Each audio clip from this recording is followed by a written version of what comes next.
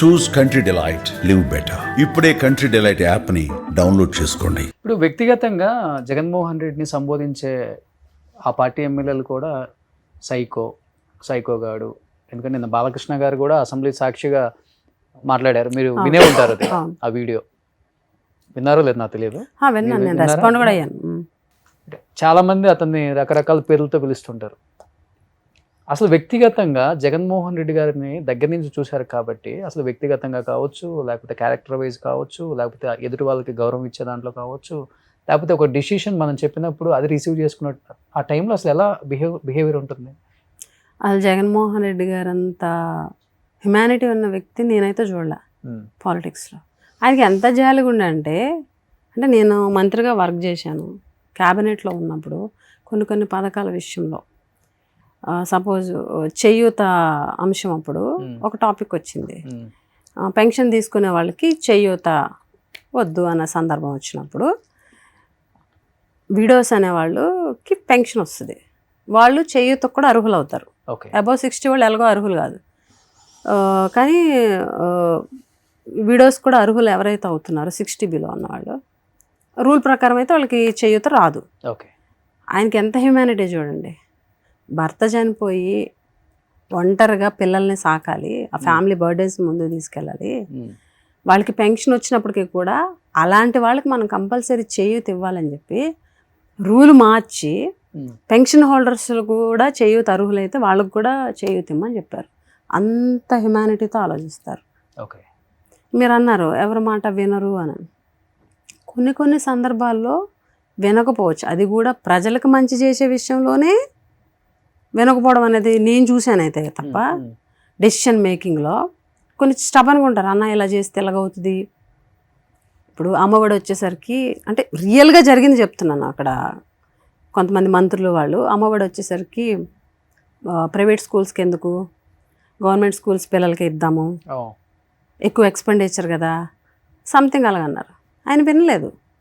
ఎందుకనంటే ప్రైవేట్ స్కూల్స్లో చదివే మధ్యతరగతి బిలో మిడిల్ క్లాస్ పేదవాళ్ళు ఉన్నారు, వాళ్ళకు కూడా మనం హెల్ప్ చేయాలి అని చెప్పేసి అమ్మఒడి అనేది అలాగా అంత స్టబన్గా ఉంటారు. ఒక గుడ్ డెసిషన్ పీపుల్ చేయాలన్న విషయంలో మాత్రం ఎవరి మాట వినరు. అదొక్కటే ఆయన మాట వినకపోవడం, ఎవరి మాట అలాగేమి ఉండదు. ఎంత చిన్నవాళ్ళ దగ్గర అయినా సరే సలహా తీసుకుంటారు, ఇది ఎలా చేస్తే బాగుంటుంది, ఇది ఎలాగా. మరి ఎందుకు బాలకృష్ణ గారు అంత పెద్ద స్టేట్మెంట్ ఇచ్చారు?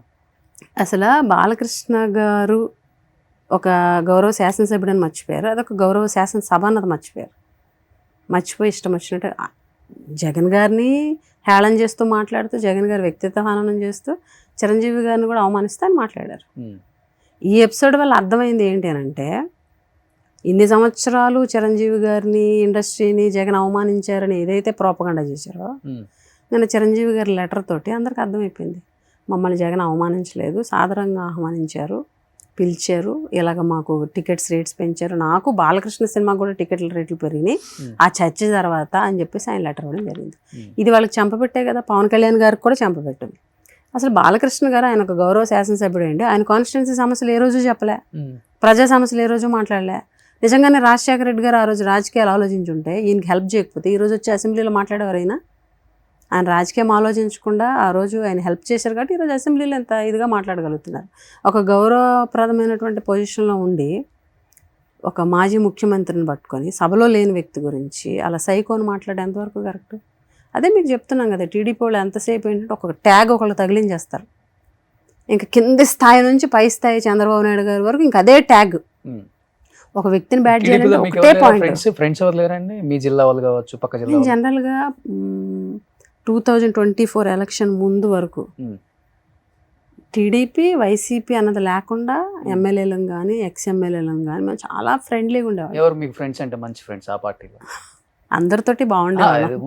2014 to 2019 అప్పుడు చైర్పర్సన్ స్వాతి రాణి గారు అవ్వచ్చు, అప్పుడు గీత గారు అవ్వచ్చు, ఇదే సంజయ్ రాణి గారు అవ్వచ్చు, కోళ్ళ లలిత్ కుమార్ గారు అవ్వచ్చు, కే నాయుడు గారు అవ్వచ్చు, ద్వారపురెడ్డి జగదీష్ గారు అవ్వచ్చు, వీళ్ళ మేమందరం అపోజిషను.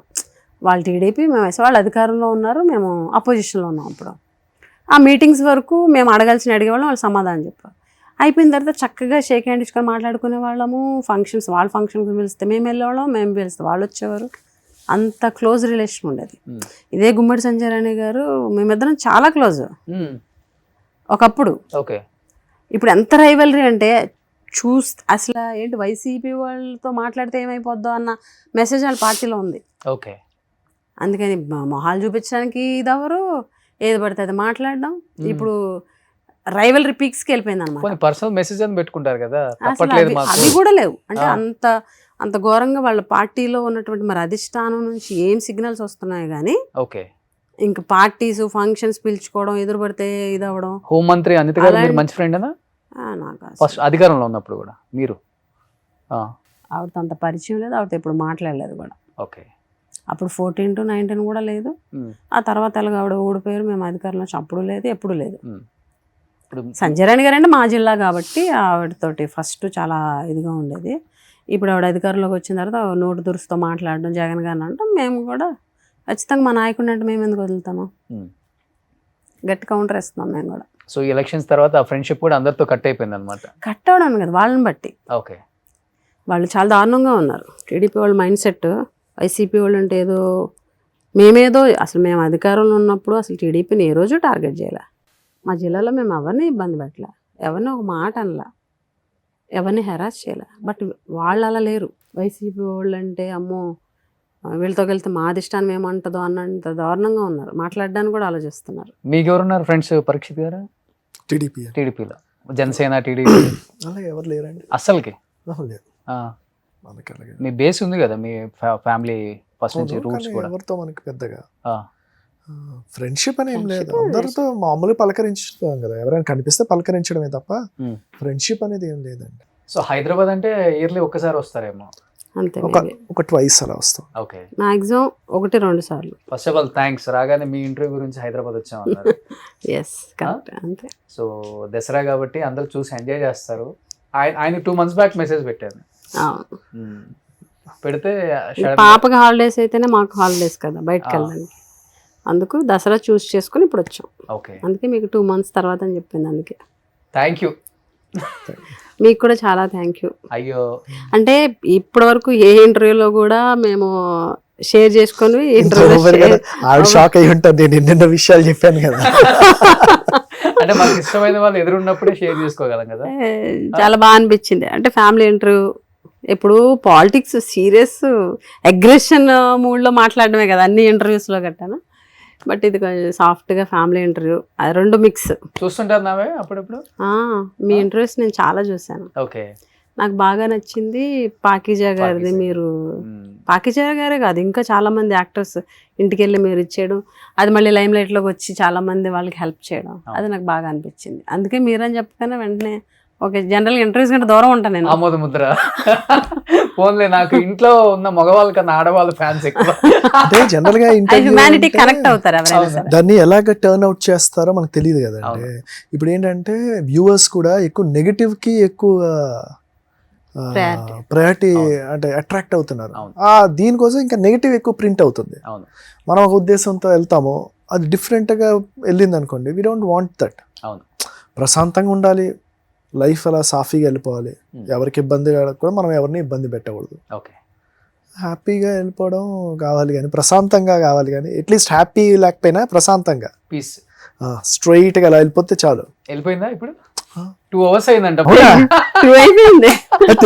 ఇప్పుడే చూసా, షాక్ అవుతున్నా నేను. ఇంకా 40-50 minutes అయ్యిందంట. సో అదే ఆ చాలా ఫ్రెండ్లీగా అయింది. సో నిజంగా first of all thank you అండి. Thank you so much accept చేసి హైదరాబాద్ దాకా వచ్చారు. అండ్ అందరికి కూడా ముందుగా దసరా శుభాకాంక్షలు. ఈ కపుల్ ఇంటర్వ్యూ అయితే చాలా చాలా ఎంజాయ్ చేస్తారు. ఈ కపుల్ మీరు ఇంతవరకు ఏ ఛానల్ కూడా వెళ్ళలేదు కదా? స్టూడియోకి వెళ్ళలేదు, ఫస్ట్ టైం. థ్యాంక్ యూ, దానికి థ్యాంక్స్. సో మా ప్రపంచంలో తీసుకొచ్చాం, కలర్ఫుల్ ప్రపంచంలోకి. సో అందరికి కలర్ఫుల్ లైఫ్ ఉండాలి. కానీ ఏంటంటే రాజకీయం బిజీ, ఏం చూడలేము, ఏం చేయలేము, మాట్లాడితే ఏమవుతుందో, అధికారంలో ఉన్నాము, ఇవన్నీ ఉంటాయి. ఒక టిక్ టాక్ వీడియోనే అంత వైరల్ అయిపోయింది కదా. సో ఈ ప్రపంచం కూడా జనం చూడాలి. పాపం వాళ్ళు కూడా ఇలా లైఫ్ ఎప్పుడు ఇదేనా, ఇది కూడా ఉందని తెలుసుకోవాలి. ఆ తెలుసుకోవాలనే ఒక క్రమంలో నేను మిమ్మల్ని చేయాలనుకున్నాను.